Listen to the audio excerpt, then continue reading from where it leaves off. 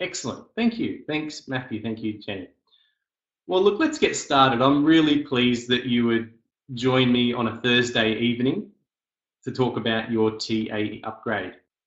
And the purpose of the webinar is just to go through some of the really common things. And I suspect that most of what we'll go through this evening is stuff that you already know, but you might get a few interesting little tidbits.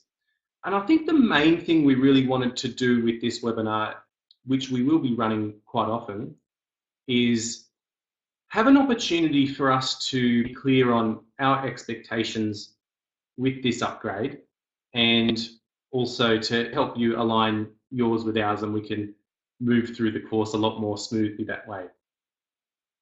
So I'll go through the things that we expect from you as you work through the TAE upgrade, and also I want to pledge our commitment to you to support you in whatever way we can, in a way that doesn't diminish the integrity of learning and the integrity of the assessment process.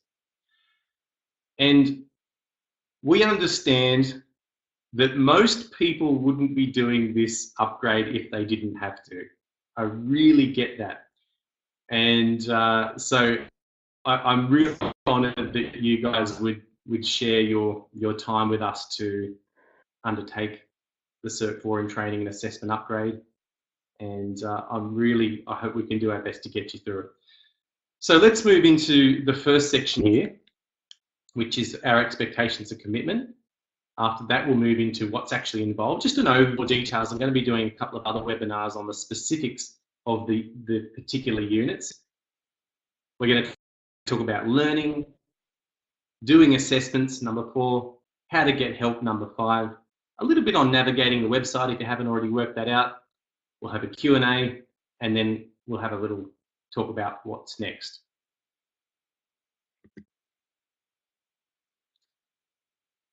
So from side of things, what we really want you to do is to take ownership of your learning and assessment journey. And the thing is, you're all highly experienced educators, so you're very used to having your own students go on their own learning journeys and assessment journeys. So I'm sure you're used to having expectations for your students as well.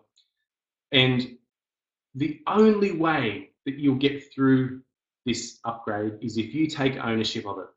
And it doesn't happen that often, but every now and then we do get people who like all of us, like most people doing this upgrade, they probably wouldn't be here if they didn't have to.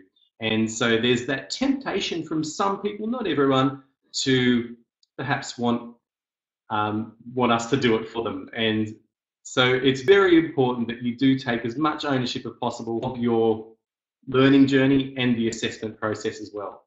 And just following on from that, there's absolutely no shortcut. Some of us wish there was, and as you may know, we're under a lot of scrutiny, not just us, but all TAE providers are under quite a lot of scrutiny from the regulator at the moment. And not that we've ever taken shortcuts, but more than ever, we have to be quite diligent with how we assess, very detail-minded, and really pick through your work with a fine-tooth comb to make sure that everything's there, that you really do meet the unit requirements. Remember, we didn't write the unit requirements. Everything that we ask you to do is based on the national standards that have been agreed by the government. So it's not us giving you a hard time. If it's in the unit, we'll ask you to do it. If it's not in the unit, we're not going to be asking you to do it. So the trick is just to not rush and just get it right the first time. And I think I'll talk about this a little bit more shortly. We find the thing that really holds people up is if they're just trying to get by with the bare minimum. And again, we know that there's a little bit of resistance and not as much desire to do the upgrade. But if you get it right the first time, sometimes that kind of sort of steady pace is actually the quicker way to get through it, rather than just trying to smash it out with the bare minimum.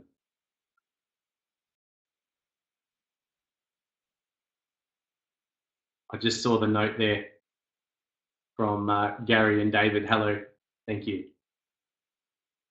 Now, we're here to help, absolutely, and we will provide you with as much help and support as you need, especially in that learning phase, especially the process of trying to get your head around some of these things, some of the jargon and terminology and things like that. So as you're forming your skills and knowledge, that's where we want to jump in and help as much as possible.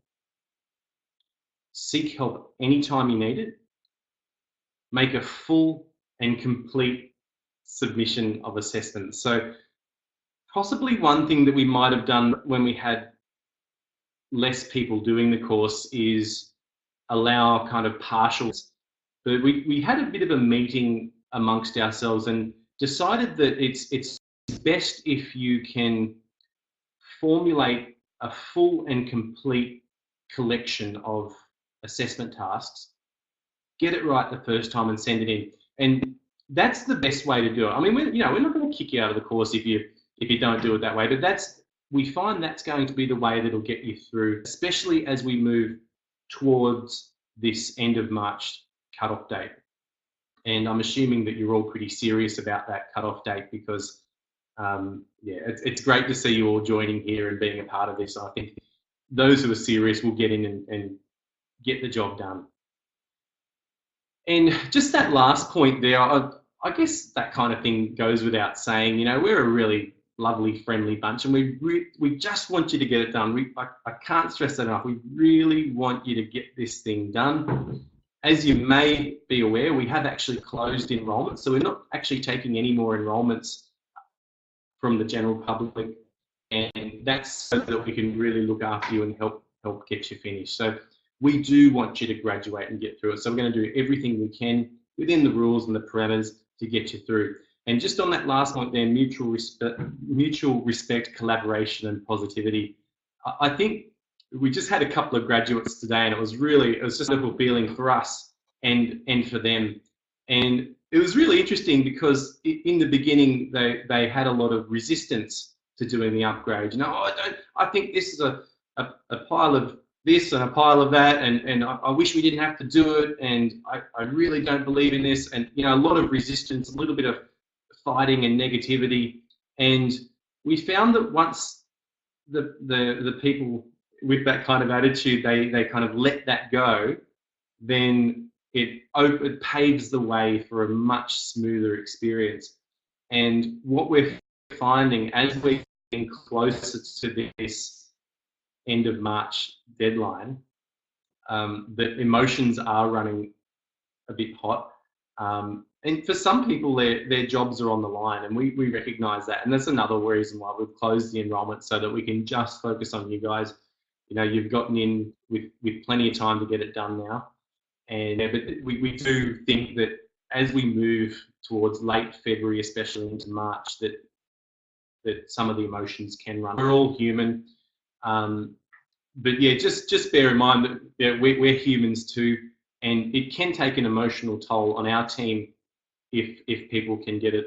Sometimes it doesn't happen very often, but every now and then people can be a little bit abusive or negative, and we're just here to help. We really are. So work with us, and we will get you through it. We really will, and we'll give you as much support and guidance and all the bits and pieces that you need to bring this together.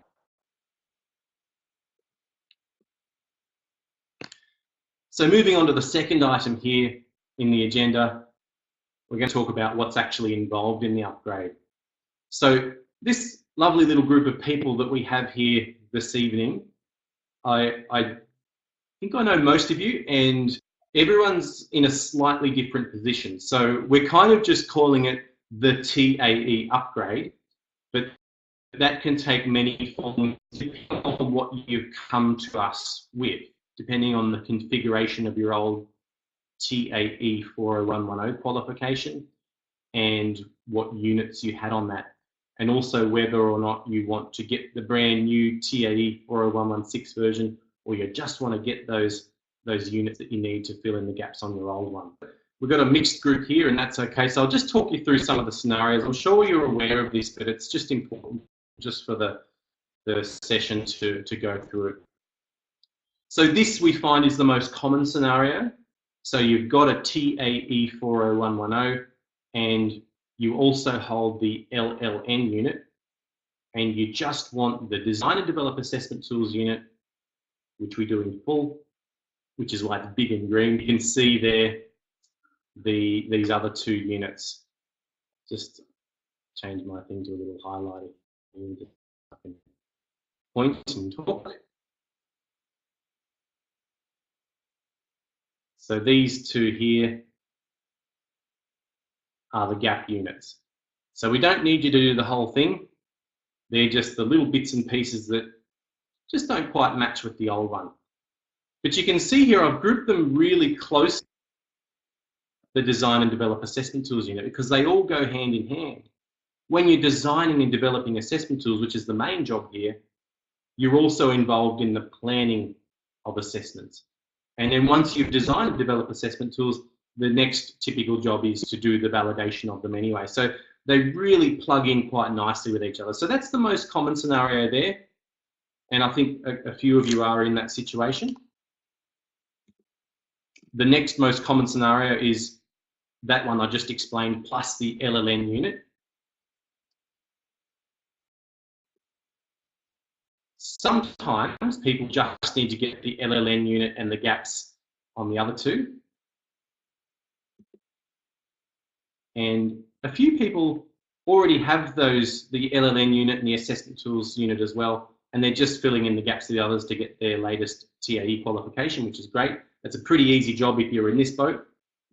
Aren't too concerned with getting the new version of the TAE 40116 qualification, and they're just focusing on either Design and Develop Assessment Tools on its own and or the Address Adult LLN unit on its own.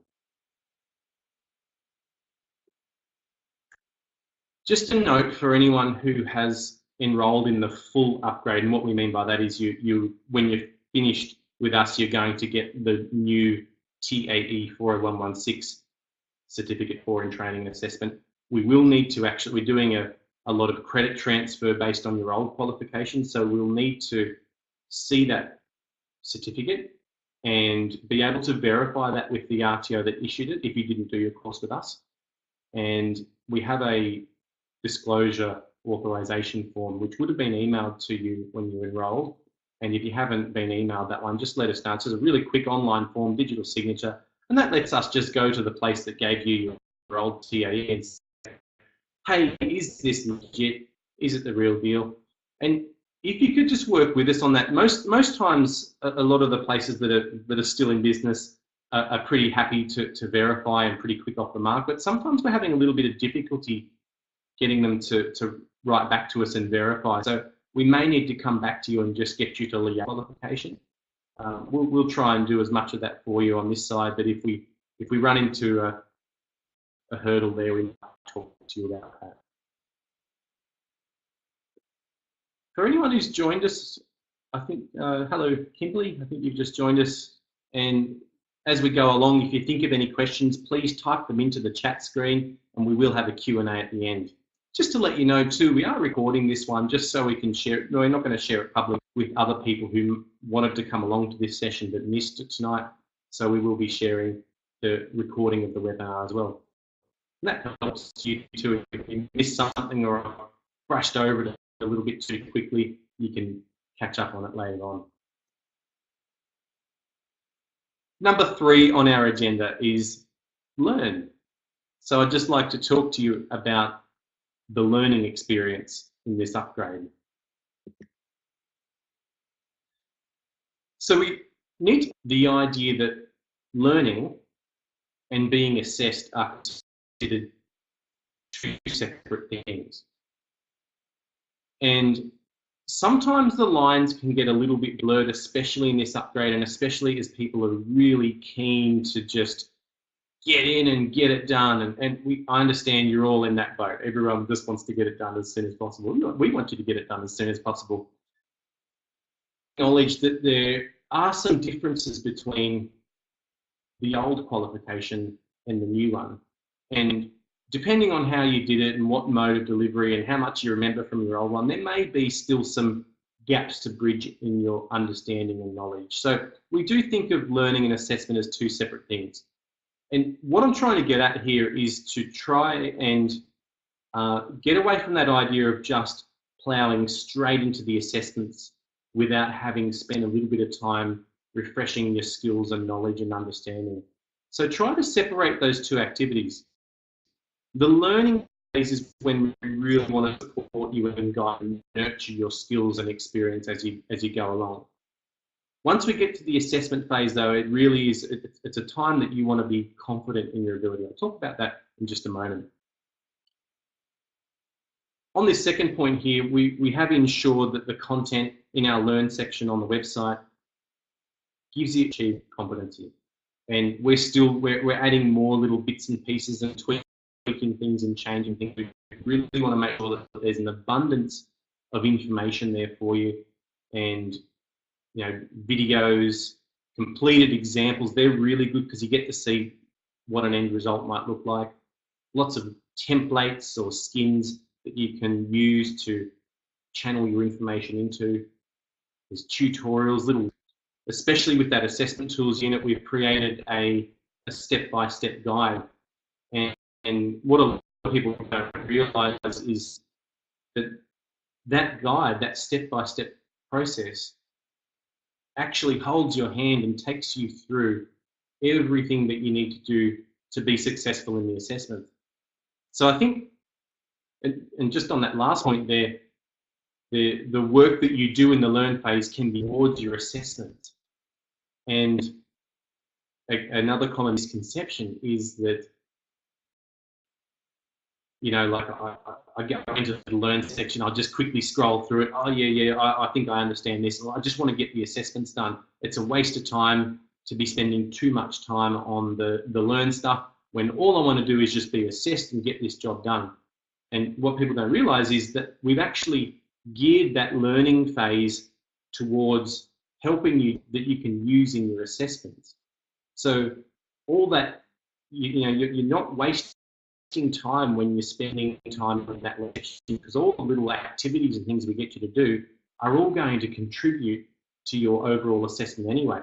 It's just that in the learn section, you get all that guidance and information and everything else.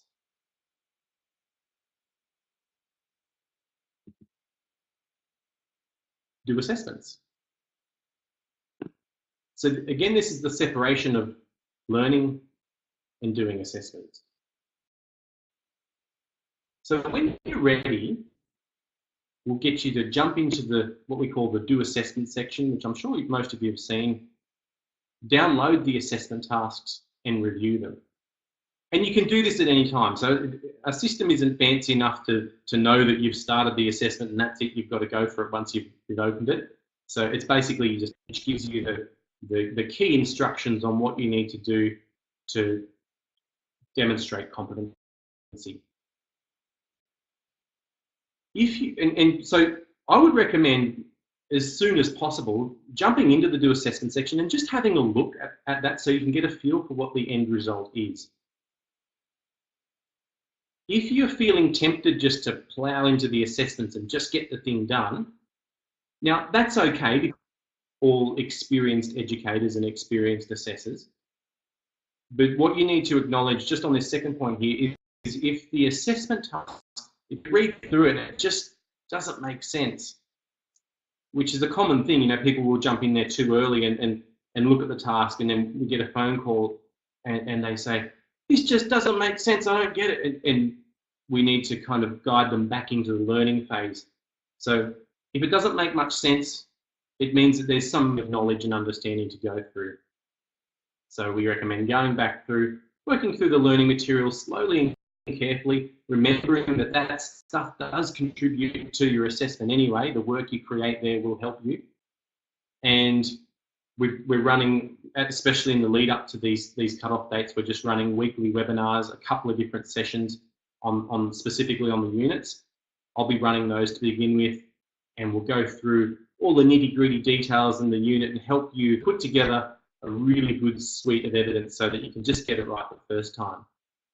And And if you're still unsure, we have the Get Help section, which I'll mention in just a moment, and you can channel your questions through there as well. A really good little strategy is just this this third point here. I really think that's a great idea to actually print it out, or if you're tech savvy, you can put it on your screen and just highlight things and just pick through the assessments really carefully rather than just kind of taking that broad brushed approach.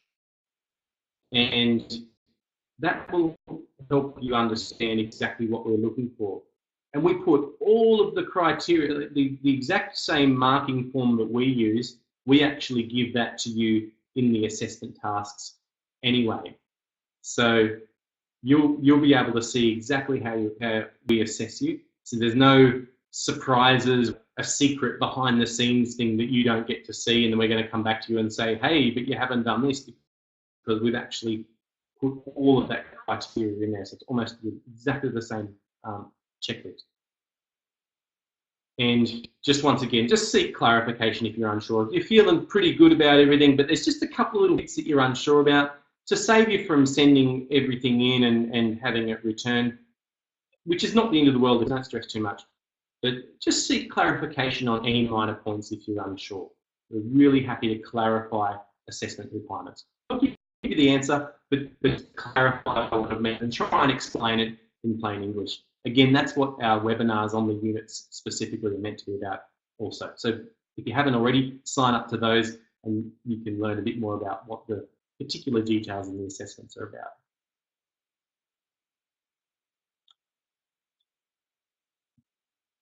This first on resubmissions, probably these points here, I think, are the most common resubmission reasons. Starting with the most common, which is just missing assessment items. So it's typically when people perhaps are thinking more about the end result and haven't really checked through. So you'll notice at the beginning of each task, we actually have some dot points which just explain in a general exactly what we're looking for. So a draft version of this, and provide a copy of this and a copy of that. So you can kind of use that as your last sort of check and balance before you send it through to make sure that everything's there that you want to submit. And normally it's not such a big deal, especially when people are doing our full course. It's not such a big deal if someone sends something in and there's a missing item. It certainly doesn't worry us too much, but we're just concerned as we kind of get this bottleneck effect in the lead up to March, that and our assessment turnaround times are sort of expanding out far further than what we hope. So yeah, just a heads up to you. It's good to try and avoid those resubmissions because it can just blow out your assessment time more than necessary. The next common one is misinterpreting the task instructions. And again, I'll have webinars that go through. I think there's one on Monday, and we'll be running them weekly and putting the recordings up in case you miss it as well. So don't stress if you do miss it. But yeah, just the general misinterpretation of the task instructions.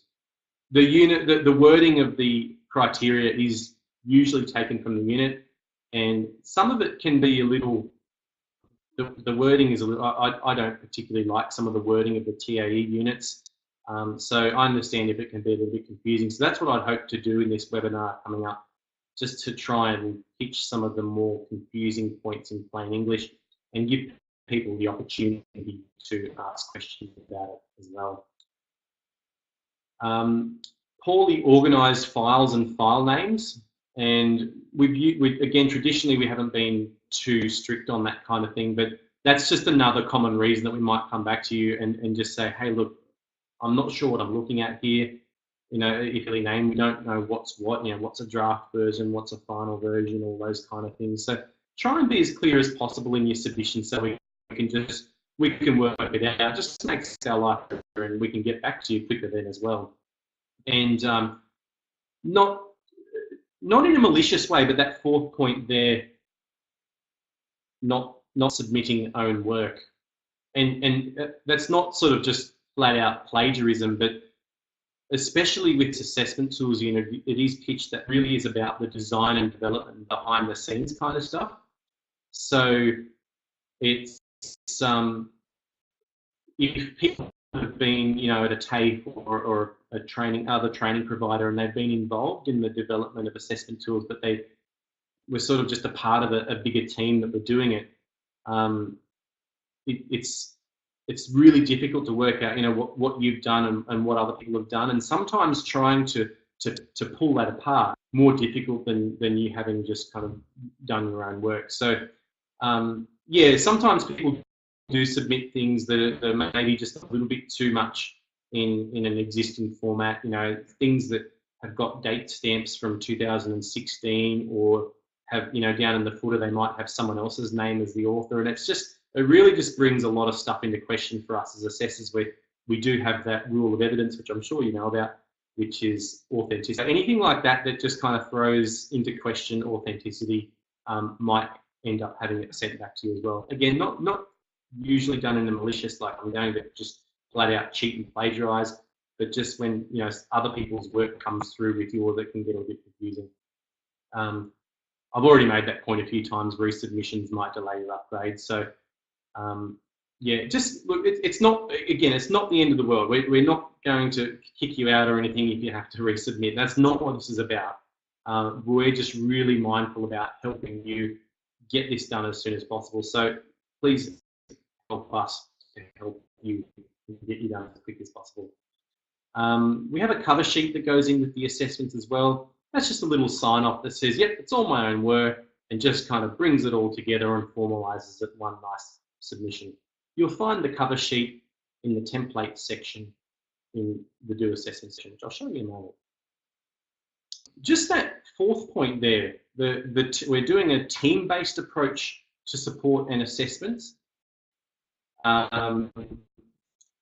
to balance the load and ensure a better service. So anyone who's worked with us in the past, we're really fond of building really strong connections with people, even though it's online learning and e-learning and that kind of thing. We really love just picking up the phone and having a conversation and talking and building that relationship just with one person. Certainly it works really well, but when we're going to be dealing with some of these higher volumes, we've decided to just team up. And so there's a small team of us working together. And so you might find that if you've been originally inducted into the course by one person, maybe Kim or myself or Peter, that then you suddenly, you're sent in some work and then you get a reply from someone else. Don't panic. We're all just working. We're really trying to team up, and we've got a lot of great collaboration tools. So we really, if someone has worked on your assessment previously and it's a resubmission that someone else is looking at, we do really try and talk to the other assessor who looked at it and make sure that we're trying to be as fair and not kind of giving you a different story every time. So we're trying to iron out as much of that inconsistency as possible. We think we've got it pretty good. But yeah, don't be alarmed if you do hear back from a different person as we work. We're just trying to get through as quickly as possible. We're all trained and experienced in the same kind of way. We're working off the same tools. So don't sweat it. We'll get you through it. And just a quick note on getting help. Help is abundant and always available, so please use it as much as possible. So what we're trying to do is, again, just as we get a little bit more busy, is to try and funnel as much of your question to the Get Help section. So there's a spot in there which will allow you to ask a question and it will come through, and we'll be able to get it to someone who can look after it more quickly than if you just went to one person directly. So that's a really good place, and I think it's good to try and put your questions in writing as well. Then you can get the response in writing and have a record of it, and you can refer back to it as well. And the second point, batch questions if possible. What I mean by that is just to make the most of your time. If you're a bit of a study session, and you might find that you have a question about this, and then do a bit more work, and you have a question about. And the best idea is just to work through and do all the easy stuff. Do the stuff you can do now, and at the end of your kind of study session or work session, you might have collected 3 or 5 or however many questions, and then you can just send them through in one lot in a bit of a list. That way we can actually, we can call you back, or we can give you a nice written response to each question. Just keeps it all nice and organized that way. rather than just kind of having lots and lots of emails going backwards and forwards.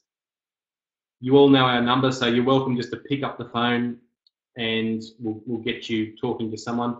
That's good for just a really quick chat if you just want to confirm something really quickly. Oh, did my assessment arrive? All that kind of maybe just quicker administrative stuff.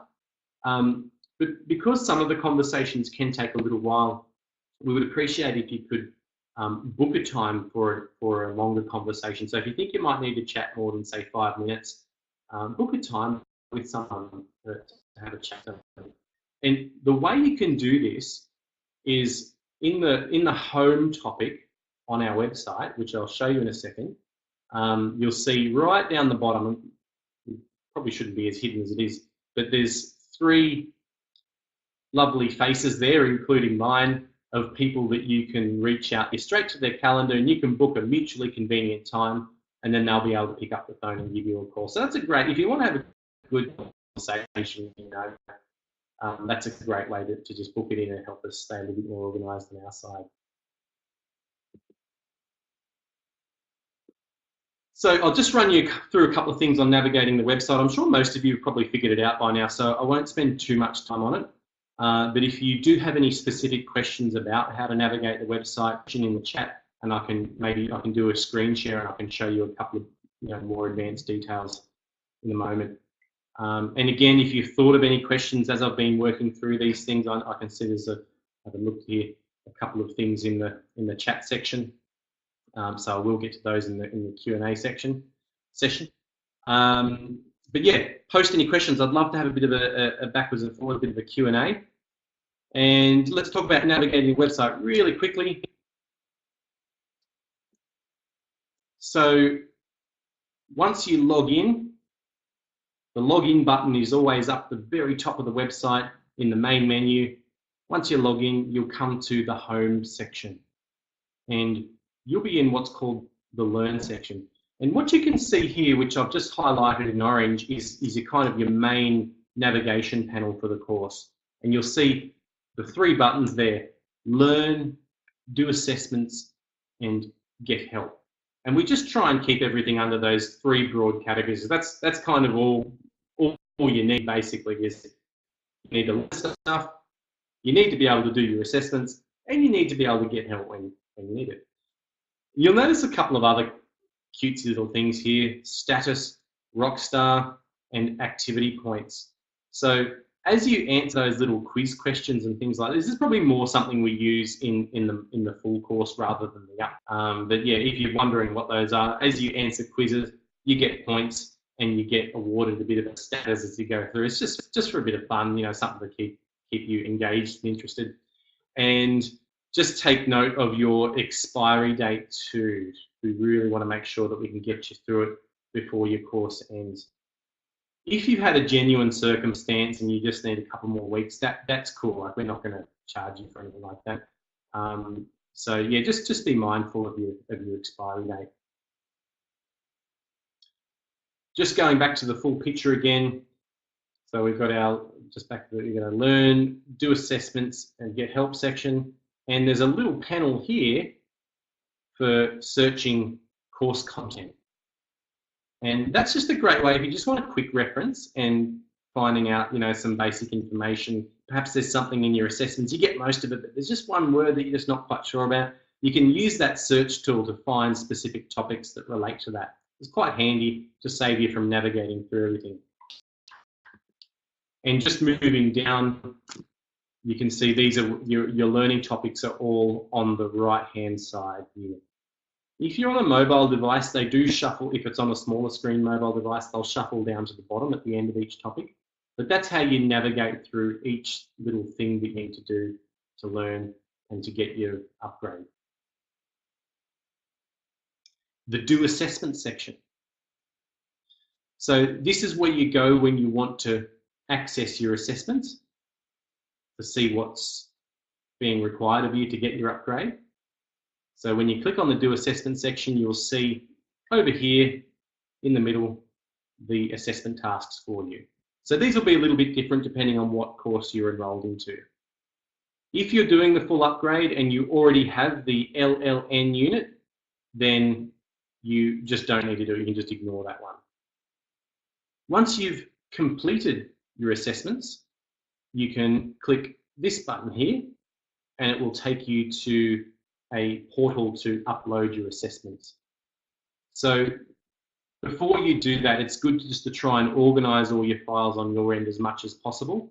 And that way you can actually select the whole lot and just drag it in there and it will send it all to us in one batch. And it handles the really large files quite well. So much better and more reliable than email.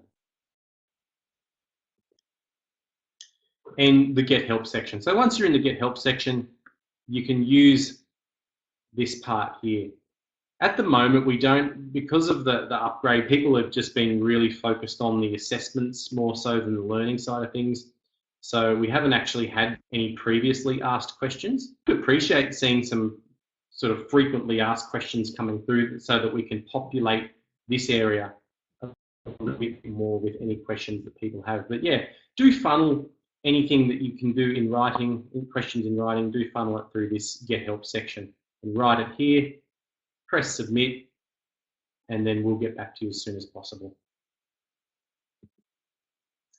And now we'll do a bit of a Q&A. So I'll just go through and see what questions have been asked already. I think there's one or two there. And if you think of any more, please do ask. I'd love to be able to share as many questions and answers with the group as possible. So I'm just going to do this Q&A session here. Show the questions list. Okay, so David, we've got a question from you. It says the training accreditation counts as special bulletin advised Gary and me need to do TAE LLN 411 or LLN 401A plus, well, I think I can actually push that. There we go. I hope you all can see that. It's quite nice. Yes. LLN and AWS 502 are needed. Should we focus on these initially? David, yes. I think you'd be better off just choosing one of them. So either the LLN unit or the AWS 502 unit. So both of those are a part of your upgrade. And it's because the two, the LLN and the AWS are sort of pretty separate from each other. So I think just choose one of them. It doesn't really matter which one, but just choose one of them and really focus on that first. And in regards to the AWS 502, if you're doing the full upgrade, we'll actually just package everything together. There's not really much difference in the first couple of slides, the two gap units that are kind of related to AWS 502. You almost wouldn't notice the difference if they weren't there. You really wouldn't, because they plug in so deeply with all the stuff, all the work you're doing in 502 anyway. So I hope does that answer your question, David? Please feel free to ask again if you have anything else. And let's see here, are there any other questions? No, there's no other questions here. Please, I'll stick around for a bit more. I'd love to answer any questions that you have. So let's see.